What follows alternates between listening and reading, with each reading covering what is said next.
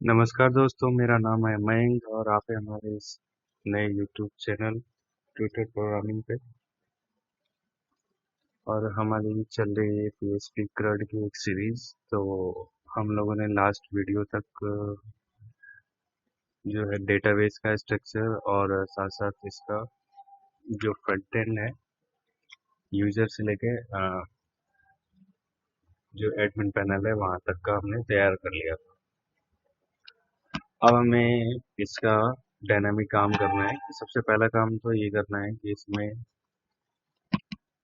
जो रजिस्ट्रेशन का प्रोसेस है वो करना है और फिर लॉगिन का करना है। तो इसके लिए हमने जो ये डेटाबेस बनाया था न्यू PHP_CRUD, इसके थ्रू इस डेटाबेस के थ्रू हमें कनेक्शन करनी है। तो हम यहाँ पे क्या करते हैं, एक फोल्डर बना लेते हैं DB के नाम से, और इसके अंदर फाइल बनाएंगे हम config.php।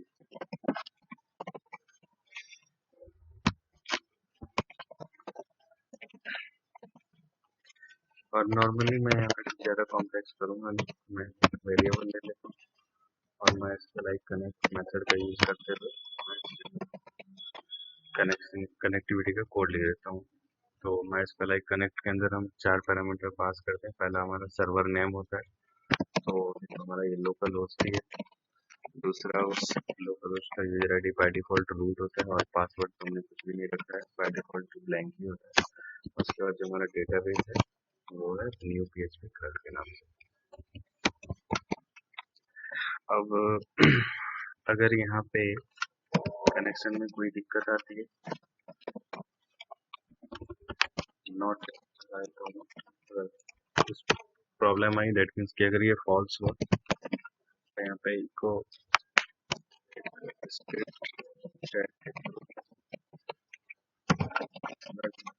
कॉल कर लेता हूँ जावास्क्रिप्ट है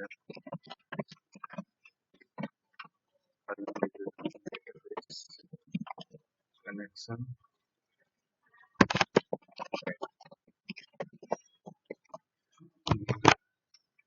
अगर सक्सेसफुल है तो फिर ये आपका एग्जीक्यूट होगा। और इसके अंदर हम सेशन का काम करेंगे, तो इसी के अंदर मैं लिख देता हूँ सेशन स्टार्ट।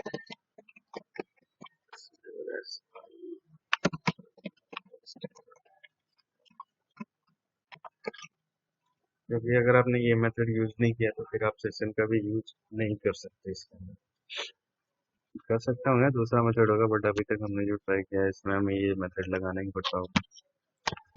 इसके अंदर देखिए, आप ये नहीं कह सकते कि ये चीज़ें ही हो सकती है, काफ़ी सारे ऑप्शंस होते हैं इसके अंदर। और चाहे कोई भी प्रोग्रामिंग लैंग्वेज हो, हर एक प्रोग्रामिंग के अंदर एक काम को करने के लिए 3-4 तरीके होते हैं। तो इसलिए हम ऐसा कह नहीं सकते कि केवल यही चीज़ें होती है। फिलहाल मैंने यहाँ पे एक कॉन्फ़िग फाइल बना दिया है और इसमें मैंने डेटाबेस का कोड लिख दिया जो कनेक्टिविटी का है। और मैंने ये एक फोल्डर में इसीलिए रखा है क्योंकि ये हम एडमिन में भी यूज करेंगे और नॉर्मल हम यहाँ पर भी करेंगे।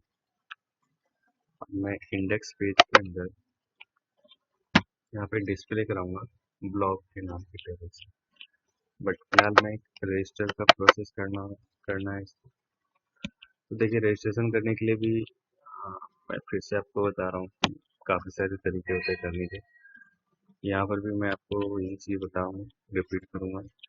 जैसे मैं रजिस्टर करूँगा तो रजिस्ट्रेशन का जो कोड होगा PHP का, वो या तो हम सेम पेज पे लिखें या अलग पेज पे लिख सकते हैं, या फिर हम एजेक्स के थ्रू भी इंसर्ट कर सकते हैं।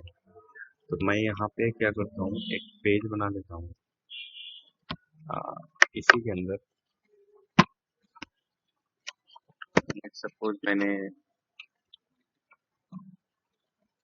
कंट्रोलर के नाम से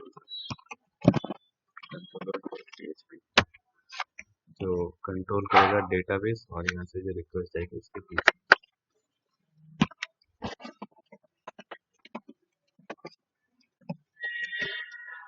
अब यहाँ पे सबसे पहले तो मैं इस डेटाबेस को इंसर्ट कर लेता हूँ।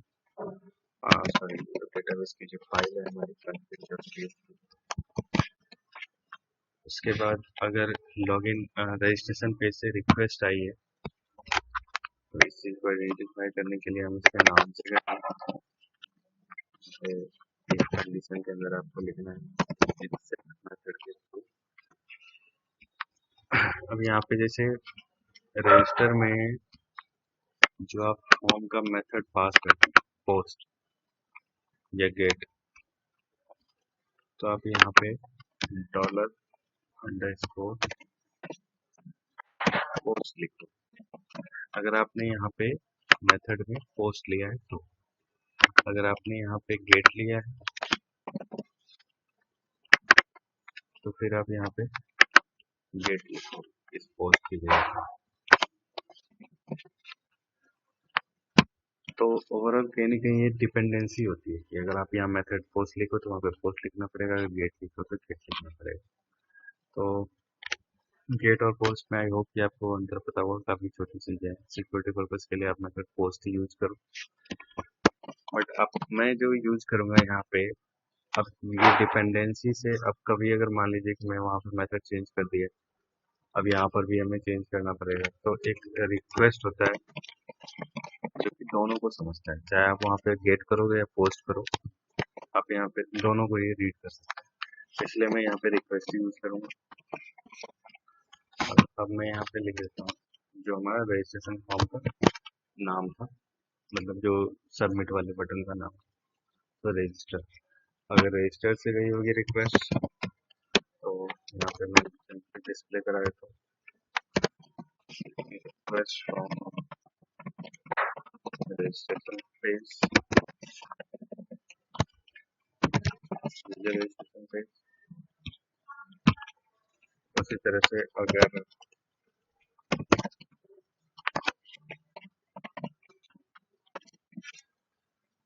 लॉगिन के अंदर से ये तो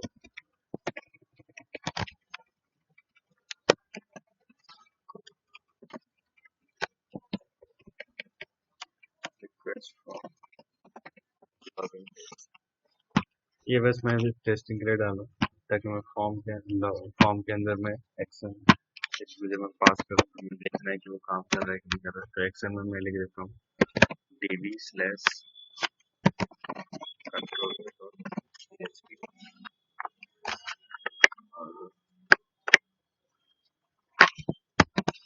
सेम चीज आप रजिस्टर वाले में भी लिख।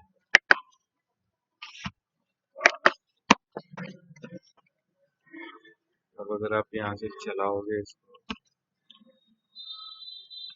लॉगिन पे गया मैं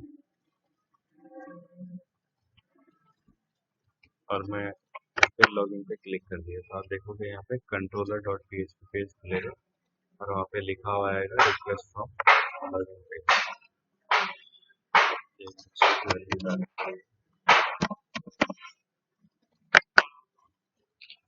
तो रिक्वेस्ट फ्रॉम लॉगिन पे जा रहा है, इसका मतलब सही जा रहा है।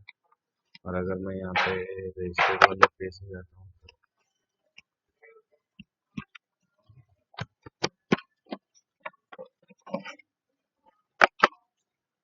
तो ये हमारा रिक्वेस्ट फ्रॉम रजिस्टर पे जा रहा है, इसका मतलब सही जा रहा है। अब यहाँ पे आने के बाद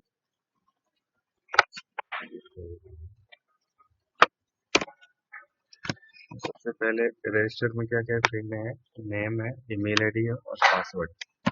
नेम के लिए मैं फर्स्ट नेम एक ग्लोबल वेरिएबल होता है ऑलरेडी।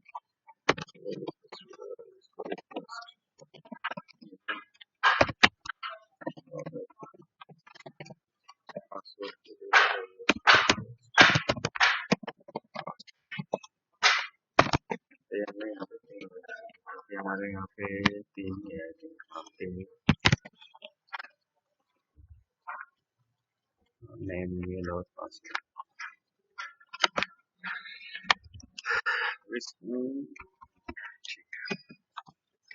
यहाँ पे कोई भी पासवर्ड जनरेट नहीं कराऊंगा, सिंपल पासवर्ड से करके रखता हूँ, मतलब डेटाबेस में स्टोर करूँगा। क्वेरी लिख देता हूँ मैं यहाँ पे इंसर्ट करने का जो क्वेरी होता है, तो आप यहाँ पे लिख दो, वहाँ से कॉपी भी कर सकते हैं। यहाँ से यूजर है, यहाँ पे कोई मिस्टेक ना हो। एक क्वेरी अगर आपको याद है तो बहुत अच्छी बात है। यूजर्स पे जैसे आप क्लिक करेंगे तो आपको यहाँ पे एसक्यूएल का ऑप्शन आएगा और क्वेरी इसमें स्मार्ट में ऑटो क्लिक करके भी दिखाएगा।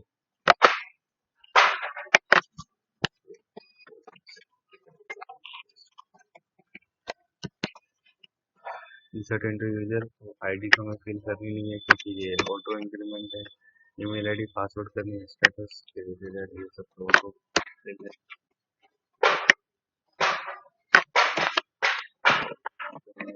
स्ट्रिंग वैल्यू है।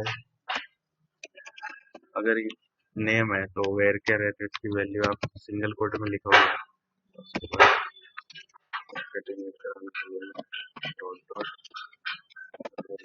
देखिए, इसको लिखने के लिए आप नॉर्मली सिर्फ डबल कोट में भी लिख सकते हैं, बट अपनी अपनी हैबिट होती है। आप वैसे भी करके देखें तो हो जाएगा। बाकी हम तो तरह से लिखते हैं और हैबिट भी मेरी इसी बनी हुई है, इस वजह से मैं ये लिख करके आपको दिखा रहा हूँ। तो पासवर्ड डाल दो। अगर सक्सेसफुल हो गया तो इसके लिए क्वेरी को पहले आपको एग्जीक्यूट करना पड़ेगा। उसके लिए जो मेथड है PHP में वो MySQL query, इसके अंदर आपको दो पैरामीटर पास करना होता है। सबसे पहला डेटाबेस का कनेक्शन का, जो वेरिएबल में स्टोर किया था फॉर्म में, और फिर आपका क्वेरी।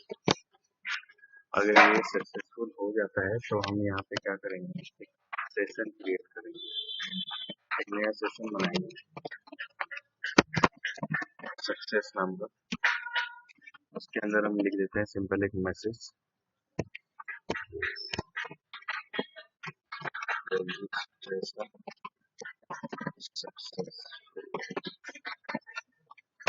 और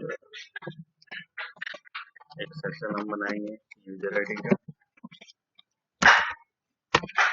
जिसके अंदर ईमेल आईडी स्टोर कर देंगे। और अगर ये हो गया तो हेडर मेथड के थ्रू आप इसको रिडायरेक्ट कर सकते हैं। इसमें जो हेडर मेथड दिया रहता है रिडायरेक्ट करने के लिए, तो रिडायरेक्ट इसको हम कहाँ पे करेंगे, एडमिन के अंदर। अगर कभी कभी आपका हेडर काम नहीं करता है तो आप यहाँ पे जावा स्क्रिप्ट के थ्रू इसको आपको बताया तो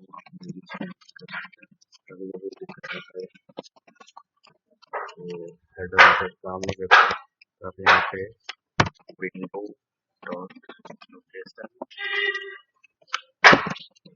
डॉट यहाँ पे लिखोगे admin/index, तो यहाँ पे रिडायरेक्ट हो जाएगा। तो इन केस अगर आपका हेडर काम नहीं करता तो आप ये चीज बाकी टेस्ट में देखते हैं, अगर काम नहीं हुआ तो फिर आप इसमें लिख दें। अगर कुछ दिक्कत आई इसमें तो इस केस में फिर मैं क्या करता हूँ, सेम चीज लिख करके यहाँ से अब मैं एरर नाम का भी एक सेशन बनाऊंगा।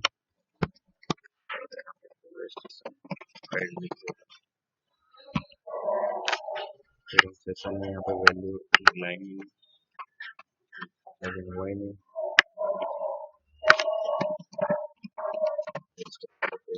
इसको रिडायरेक्ट कर, तो चलिए हम करके देखते हैं।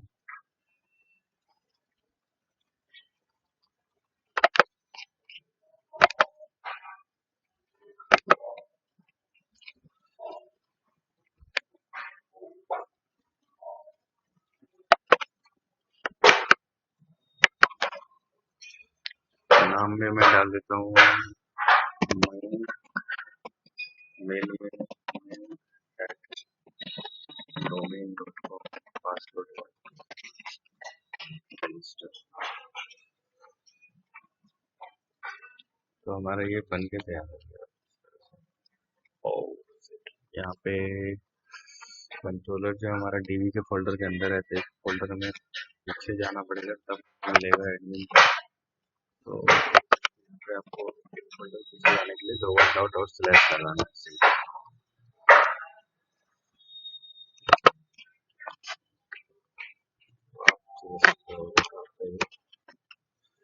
नेक्स्ट टाइम ये आई होप कि इसमें चला जाएगा, रिडायरेक्ट सक्सेसफुल हो गया। तो अब अभी हम डेटाबेस में भी चेक कर लेते हैं हमारी वैल्यू खड़ी है कि नहीं यूजर में।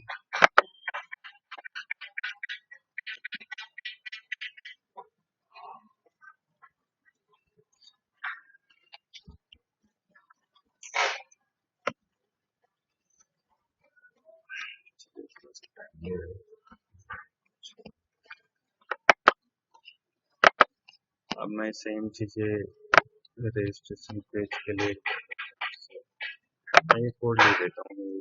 कोड अगर काम कर ही रहा है, आपसे में नहीं करे तो फिर आप इसको यूज कर रहे हैं, या फिर ऐसा करते हैं कि जो लॉगिन वाला सेक्शन है वो हम नेक्स्ट वीडियो में देखते हैं, क्योंकि ऑलरेडी आई थिंक थोड़ी लेंदी बन गई है वीडियो।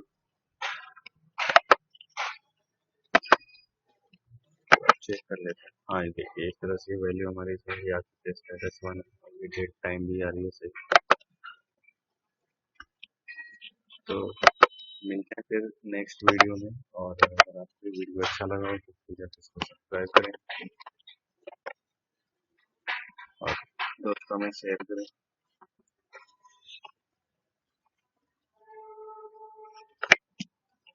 मिलते हैं फिर नेक्स्ट वीडियो में, तब तक के लिए बाय बाय, नमस्ते।